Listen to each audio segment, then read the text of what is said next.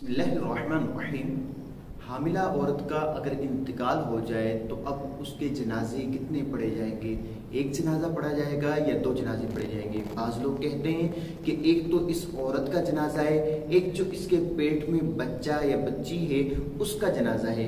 तो देखें कि अगर हामिला औरत का इंतकाल हो जाता है तो अब सिर्फ और सिर्फ जो हामिला औरत है उसी की नमाज जनाजा अदा की जाएगी, ना ही जो उसके पेट में बच्चा या बच्ची है उसकी नमाज जनाजा नहीं है। क्योंकि नमाज जनाजा उसकी होती है कि जो जिंदा हो और उसके बाद इंतकाल कर जाए, उसकी नमाज जनाजा होती है। तो अब ये बच्चा या बच्ची पैदा नहीं हुए, जिंदा नहीं है, तो इस वजह से इनकी भी नमाज जनाजा नहीं होगी।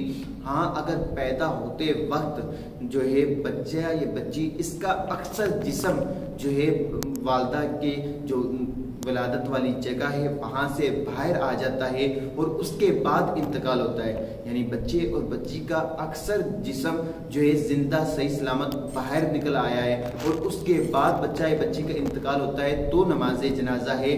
अगर आधा अंदर है और आधा बाहर है फिर भी उसकी नमाज जनाजा अदा नहीं की जाएगी।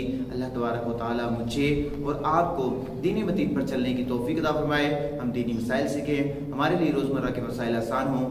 आमीन बिजाह नबी आमीन।